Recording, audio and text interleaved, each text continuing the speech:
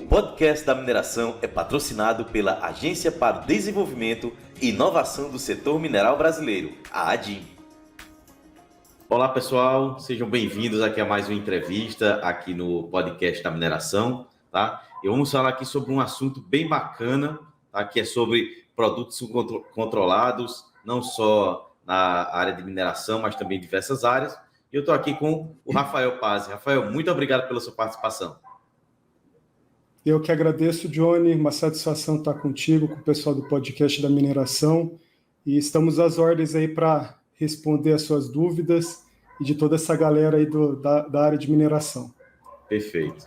Pessoal, o Rafael Pazzi é especialista em controles internos e gestão de produtos controlados, né? Onde ele ajuda empresas e profissionais na implantação de controles internos, tanto para produtos controlados pelo Exército, Polícia Federal e Polícia Civil, que irá atuar aí desde 2005, também nessa área de gestão desses produtos regulatórios, né? Atendendo empresas aí dos mais diversos segmentos, de todos os portes, no Brasil inteiro e também a nossa grande área aqui da mineração, tá? E como eu falei, nós vamos falar sobre esses produtos controlados. E Rafael, já que a gente vai começar aqui com produtos controlados na mineração, vamos começar pelos mais conhecidos, que são os explosivos, né? O que você pode falar sobre a aquisição, armazenamento, o uso desses explosivos, tal como o dinamite e outros materiais explosivos? A gente sabe que eles são estritamente regulamentados e controlados, né? Uma vez que representa riscos significativos para a segurança pública. Então, o que é que você tem para falar para a gente?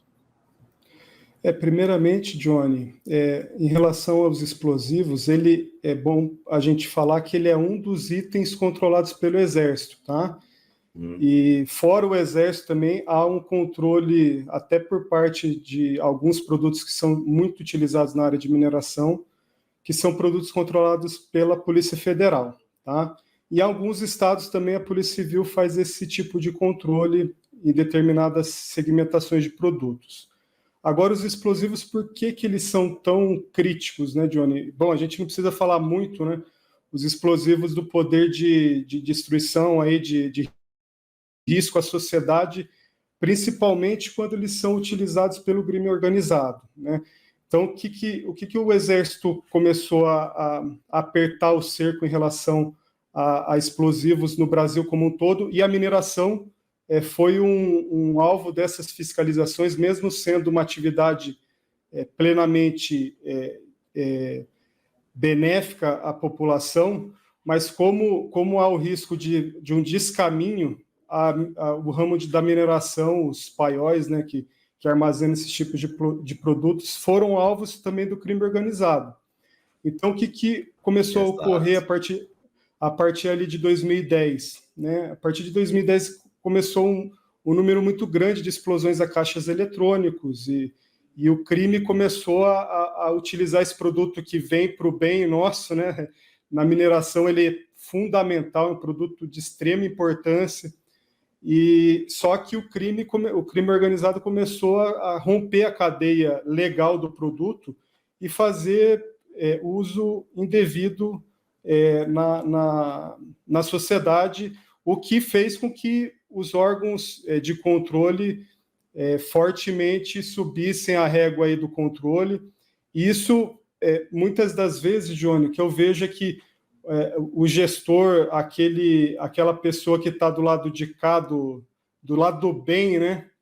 Ele fica até frustrado com o número de normas, com o número de controles, o número de atividades que você tem que apresentar para o órgão de controle, mas isso faz parte de um processo de sociedade, né? Então, o que a gente vê é que o Exército ele conta muito com a área da mineração e as outras áreas também envolvidas legalmente com produtos controlados para fazer uma ponta da fiscalização, visto que o efetivo do Exército ele é um efetivo muito pequeno em comparação ao tamanho do Brasil, né? Então, essas regras que são colocadas, impostas, tanto de licenciamento, quanto de apresentação de obrigações acessórias, que são encaminhadas via SICOEX, controles de compra, venda, de utilização desses produtos, de transporte, elas são estabelecidas por quê? Porque o Exército quer saber do ponto A, lá do fabricante do explosivo, ao ponto B,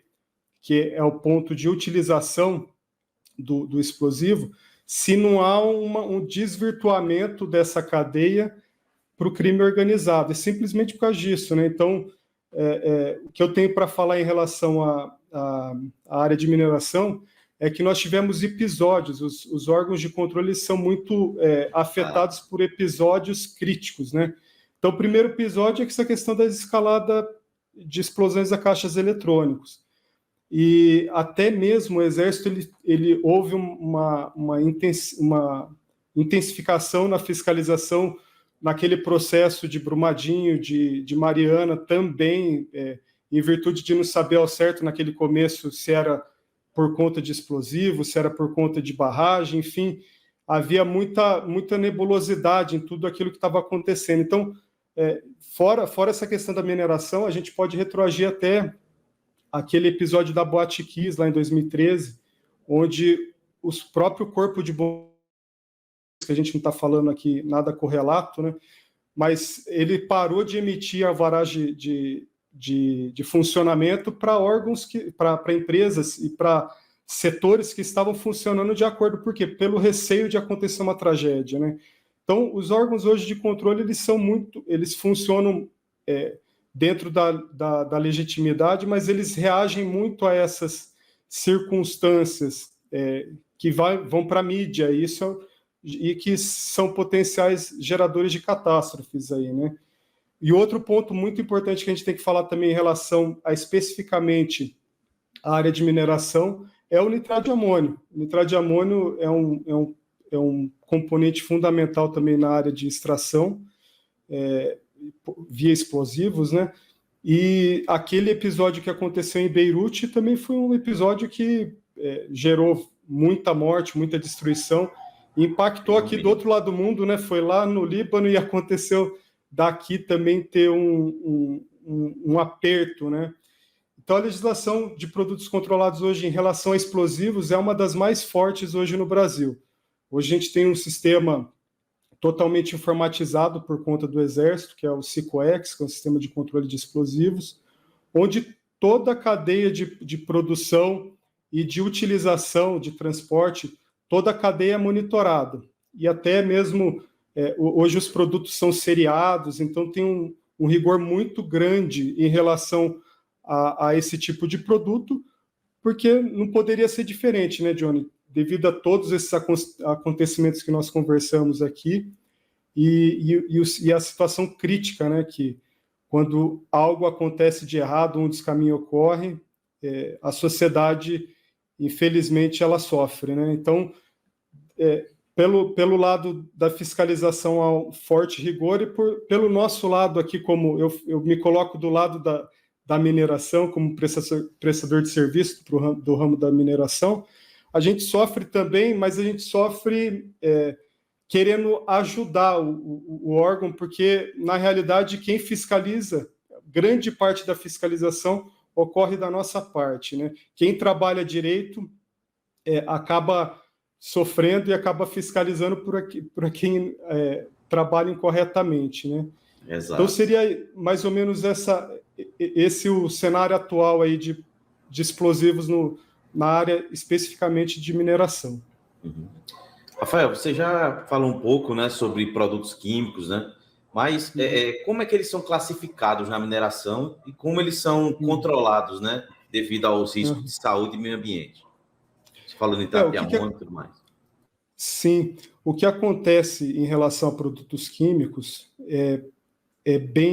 a gente tem que dividir aqui os produtos químicos, né, que são considerados controlados pelo Exército, por exemplo, ácido nítrico, ácido fluorídrico, cianeto de potássio, são situações envolvendo produtos críticos para o Exército. Quais são os controles do Exército? Produtos químicos, explosivos, armamento, esse tipo de coisa, que em caso de descaminho ou mau uso,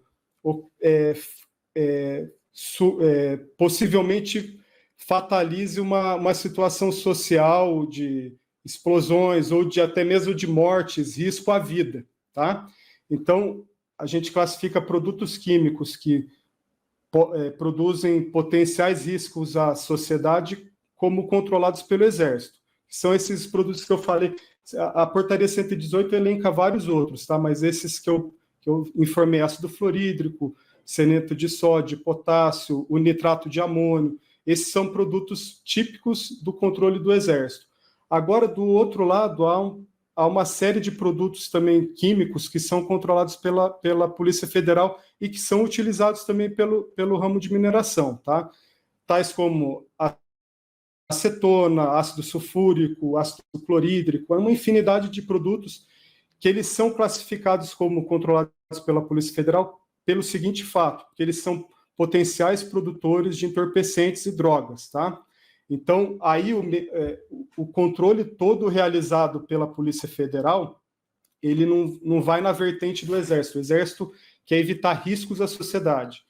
A Polícia Federal ela quer evitar o quê? Ela quer evitar que esses produtos entrem em descaminho para uso na fabricação de entorpecentes e drogas, tá? Então, dentro desse escopo de produtos, a gente tem que segmentar para não falar que tudo é a mesma coisa, né? Mas o ramo da mineração, ele tanto faz uso de produtos químicos controlados pelo Exército, quanto produtos químicos controlados pela Polícia Federal.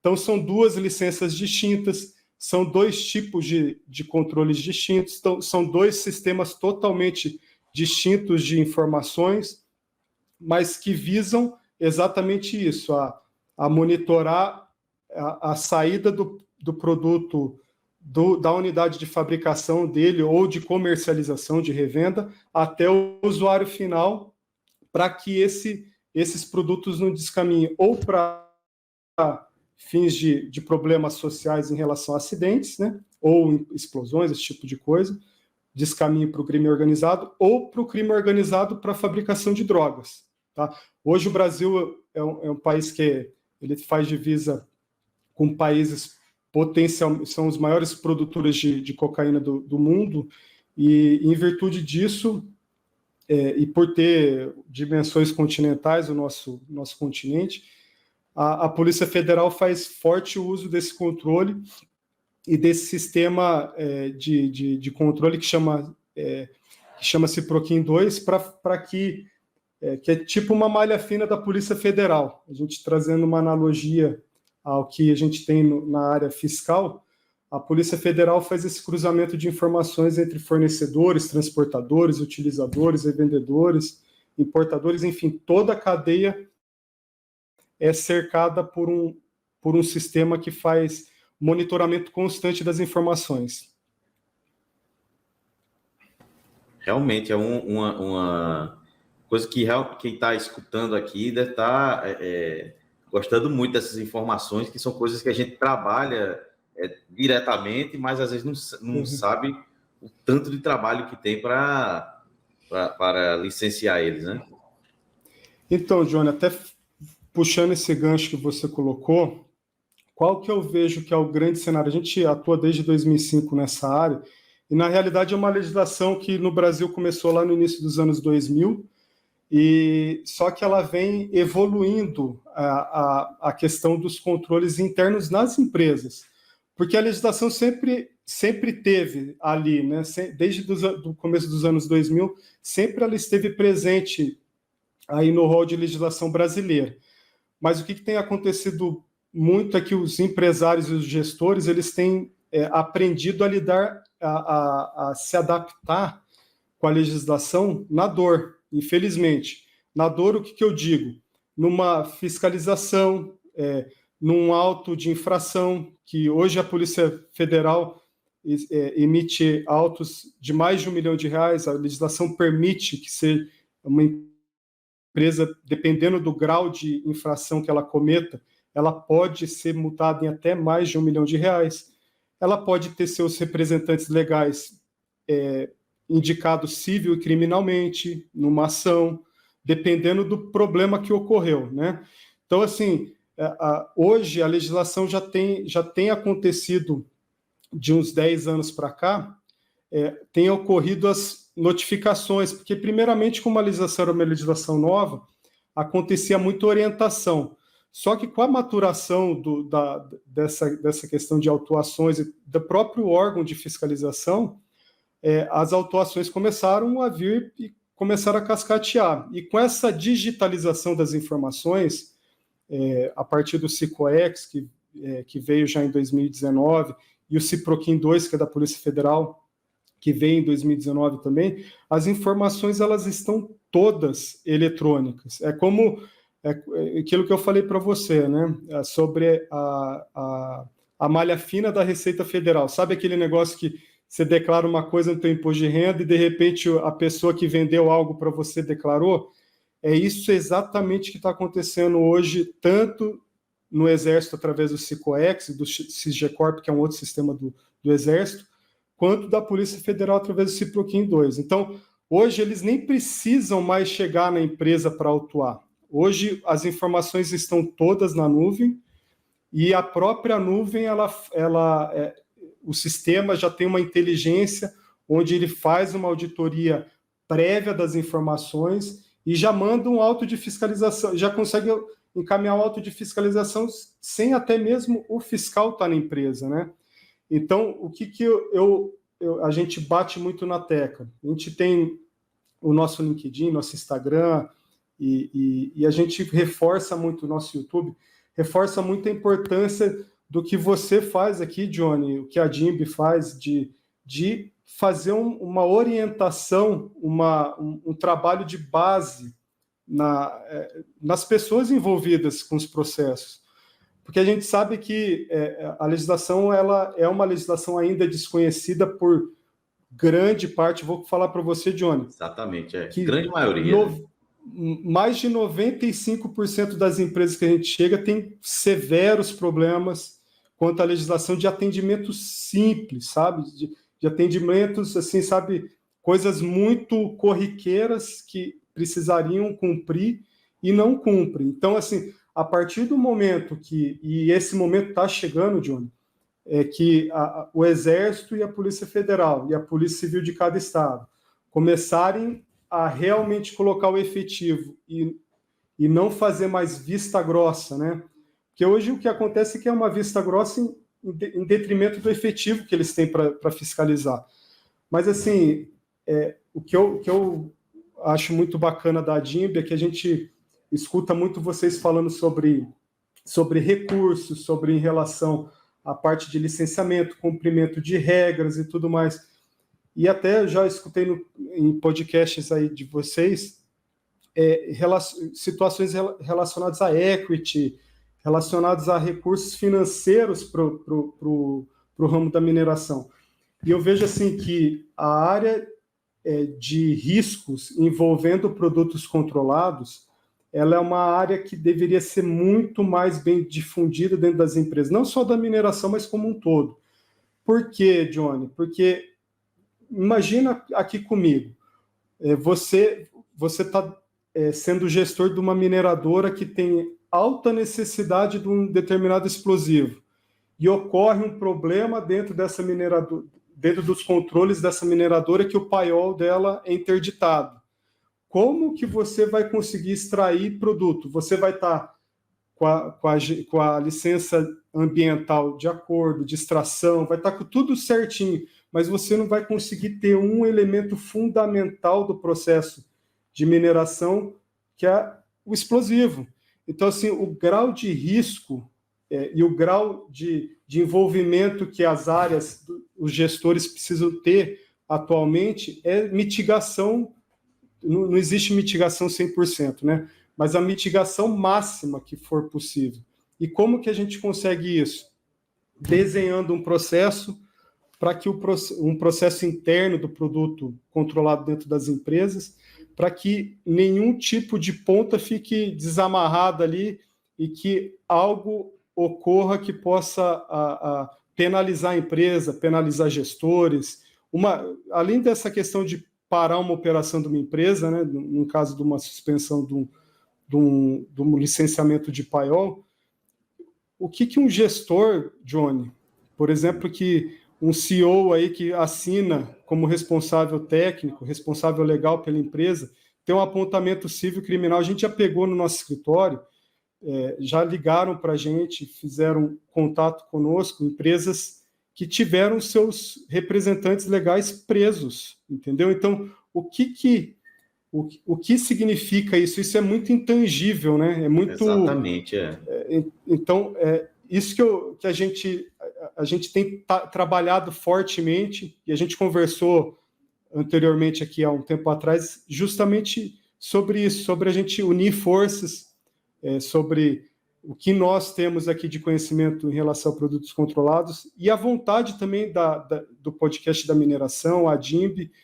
de revelar esse meio que um buraco negro, né? Um ponto escuro que as pessoas não conhecem, mas que pode ter um monte de coisa ali escondida, né? Então é nesse sentido, Johnny, que eu estou muito, muito satisfeito de estar contigo aqui, para a gente trazer luz ao que está escuro aí. A gente que agradece. Tem outro assunto também, Rafael, que eu já até perguntei para algumas pessoas sobre a questão de armas de fogo, né, na segurança de instalações de mineração. Aí a dúvida, pode exigir o uso de arma de fogo? Se sim, como é que é essa regulamentação? Essa questão de arma de fogo, Johnny, não vamos falar sobre situações políticas aqui, mas a gente vê fortemente que houve uma alteração muito expressiva em relação à liberação de uso de arma de fogo, tá? Então, é lógico que a situação da arma de fogo é necessária para situações de segurança, em situações específicas, onde o Exército, a Polícia Federal, a Polícia Civil vejam, até mesmo no atual cenário aqui, como algo realmente necessário, tá? Então, para a prática de mineração, propriamente dita, e para a parte de segurança do processo da mineração, como a gente já visitou várias mineradoras, a gente sabe que são pontos remotos, são pontos onde o policiamento, se houver algum tipo de situação que envolva risco ali civil, um deslocamento de policiamento é crítico. Com certeza, para esse tipo de situação, há uma liberalidade, há uma concordância, sim, de se estabelecer um registro de armamento, até mesmo a própria segurança da operação. Porque um dos fatos até bem importantes para a gente citar é que todo o processo envolvendo controle de produtos explosivos, por exemplo, como é o caso da mineração, ele envolve vigilância, critérios de segurança mais severos, né? Porque o que acontece? O próprio órgão de controle ele vai querer que a atividade de mineração ela tenha a capacidade de se defender em uma eventual invasão, esse tipo de coisa. Então, a gente não vê muita dificuldade em relação ao ramo da mineração em si, tá, Johnny? O que mudou muito em relação ao armamento foi a população civil mesmo, em relação aos CACs, né? Aos colecionadores, atiradores, né? Então, isso houve muita mudança. Agora, em relação específica à parte de mineração, eu não vejo muitos entraves, mesmo com essa nova legislação que surgiu, tá? Não entendi. Realmente esclareceu muita dúvida de muitos amigos meus aqui, que a gente estava uma dúvida uma vez conversando sobre esse assunto, né? Já falou aqui sobre essa questão de licenças, de autorizações, né? O que você tem a dizer sobre, como você falou naquele gancho que você pegou? Mas explica só para a gente assim, né? O que você tem a dizer sobre os trâmites para essas licenças e autorizações para uma mina? Como você faz um diagnóstico? Como é que funciona?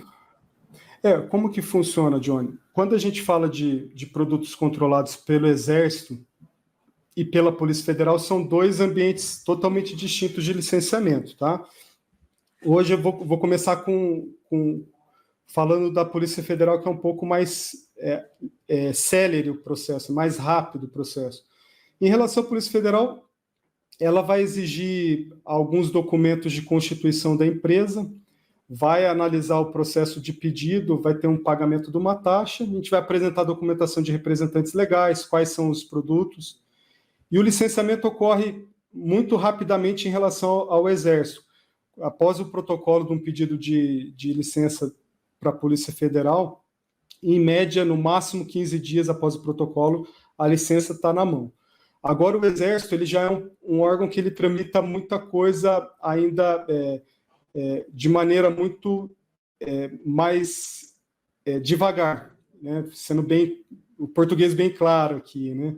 Então, os processos hoje no Exército, por serem todos realizados, tem lugares no Brasil ainda, Johnny, que os processos são protocolados fisicamente, né?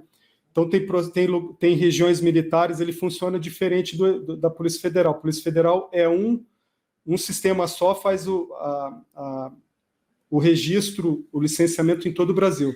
No Exército, as regiões militares, por exemplo, aqui no Paraná e Santa Catarina, quem faz todo esse controle é a 5ª Região Militar, que fica aqui na cidade de Curitiba, onde estou falando hoje.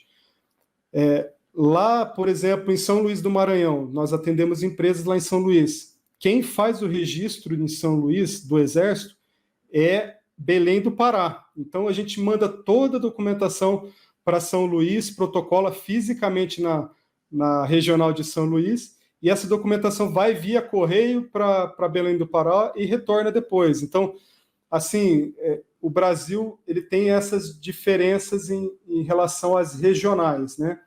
Então, é importante, e isso está mudando, está muito dinâmico, tá? O Paraná, por exemplo, ele protocolava via e-mail os processos de concessão e renovação até começo de setembro agora de 2023. A partir de setembro começou a funcionar um sistema que chama-se Sigecorp, né? Então, assim, o Brasil ele é um país de dimensões continentais e como são vários, dependendo do órgão, como é o caso do Exército, cada regional tem uma característica, tem uma legislação só, mas em média o que acontece em relação à mineradora que quer se licenciar?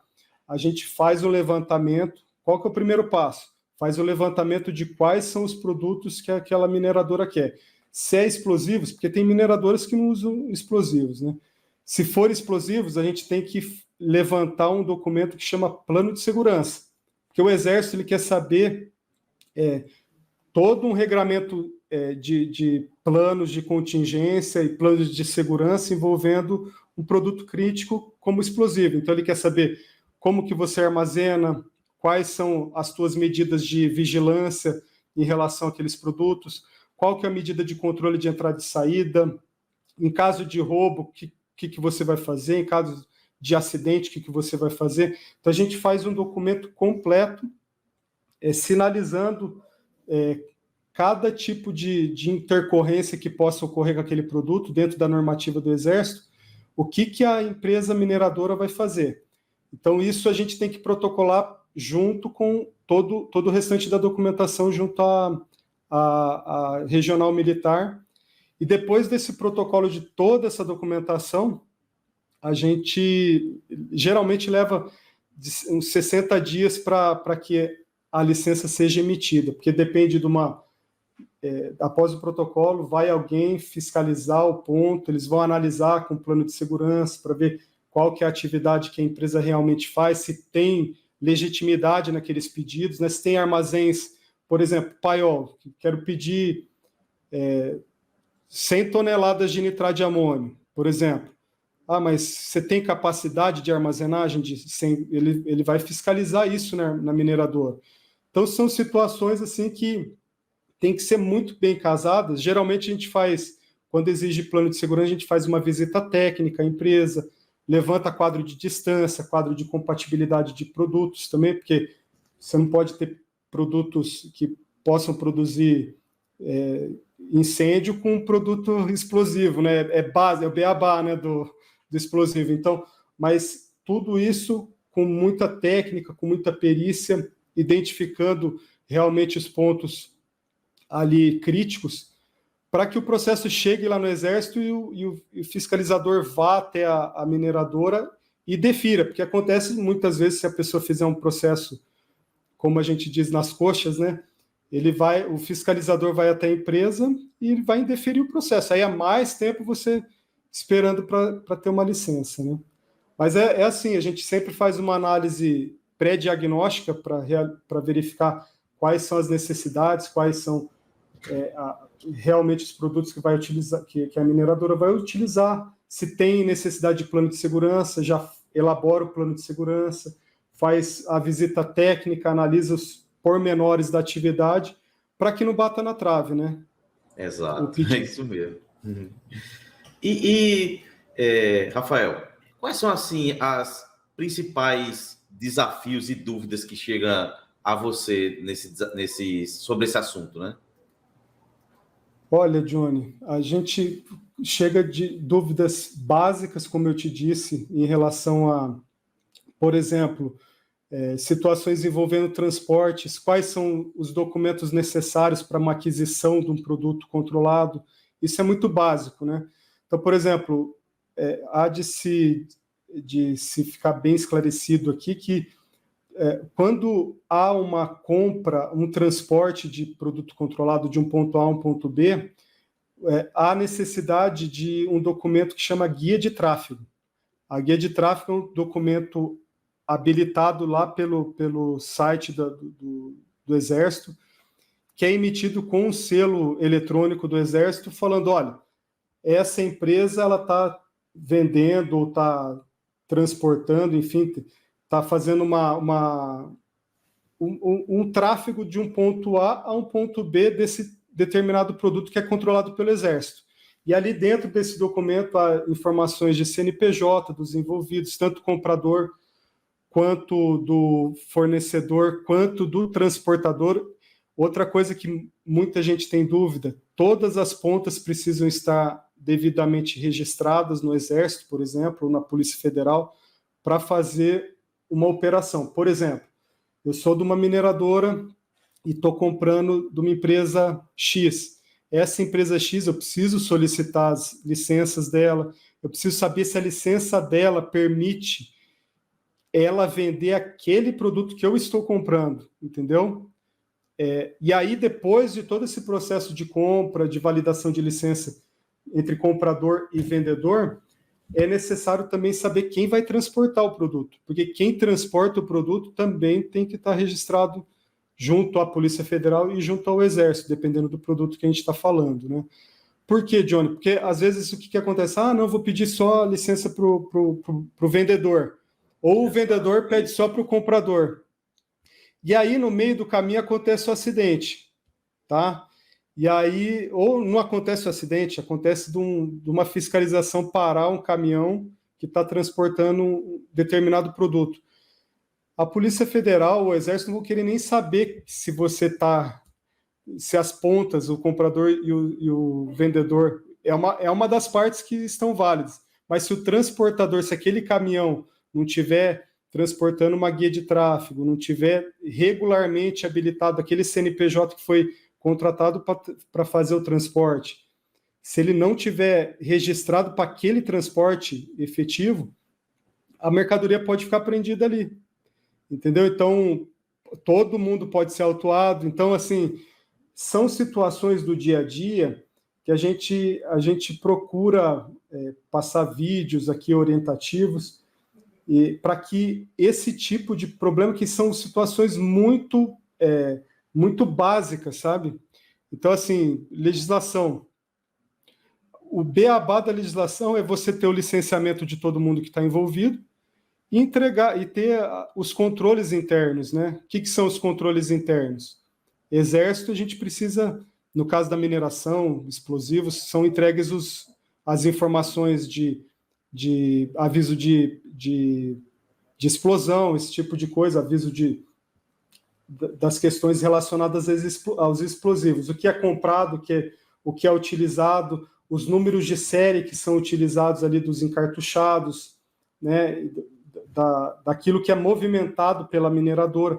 Isso tudo é movimentado automaticamente. Agora, o que vem por trás disso, Johnny, que mais nos preocupa, é se realmente essas informações que estão sendo transmitidas habitualmente aí pelos sistemas, elas estão coerentes. Porque hoje o que a gente vê muito acontecer é uma falha de controle interno. Por exemplo, uma falta em relação a explosivos mesmo, realmente não saber quais são os números de série que estão sendo utilizados, não ter um registro específico, não ter um software. Hoje, muitas empresas elas fazem o levantamento de número de série dos explosivos manualmente em Excel. Então, isso gera uma possibilidade de erro muito grande.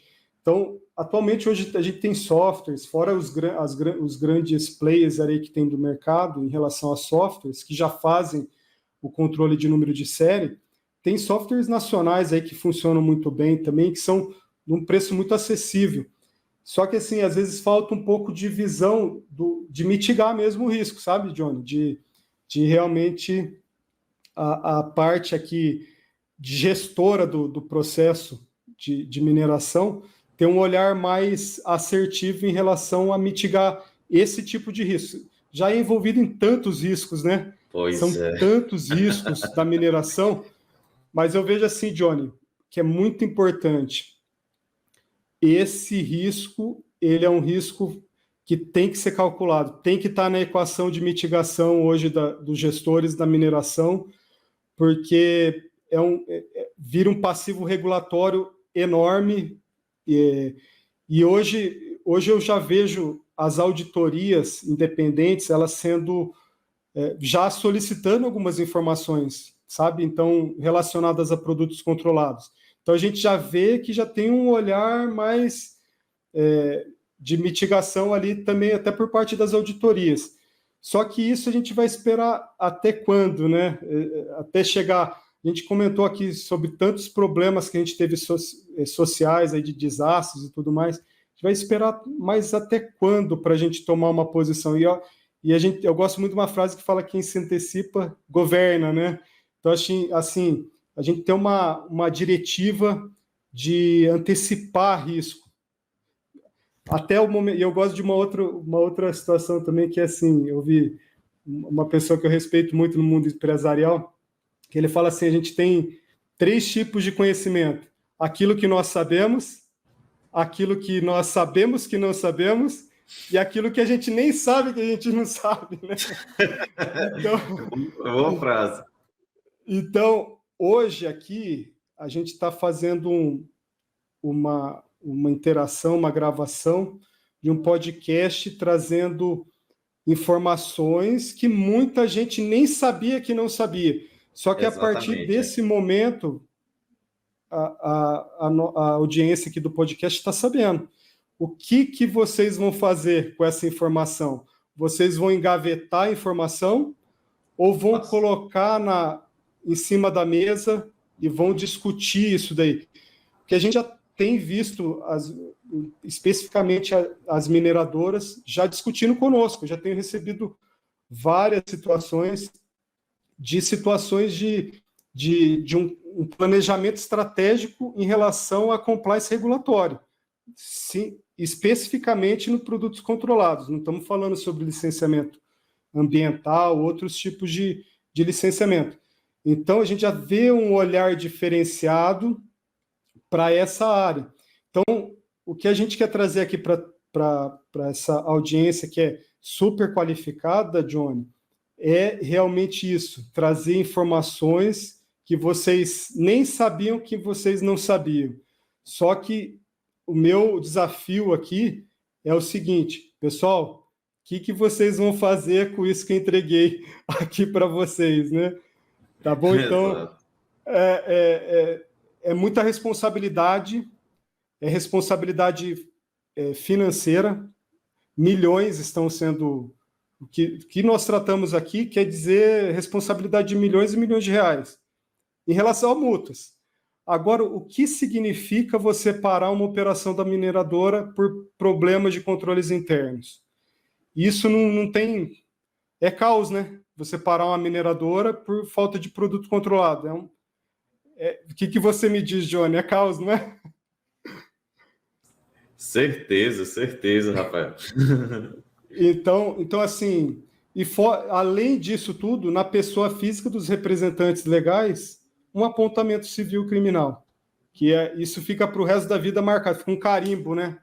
no CPF do representante legal um problema de ordem em relação a produtos controlados, né? Então, é um tema que tem que ser discutido, tem que ser falado, e eu Johnny, estou à disposição de você, dos teus ouvintes aqui, da tua audiência, da ADIMB, para o que vocês precisarem, porque o nosso intuito é esse mesmo, é ter uma mesa de relacionamento, de conversa, de pôr as situações, pôr os riscos, e estamos às ordens. Rafael, a gente está chegando aqui ao final da nossa entrevista, né? O pessoal quiser entrar em contato com você, como é que faz? E deixar mais alguma mensagem aqui para nossos ouvintes.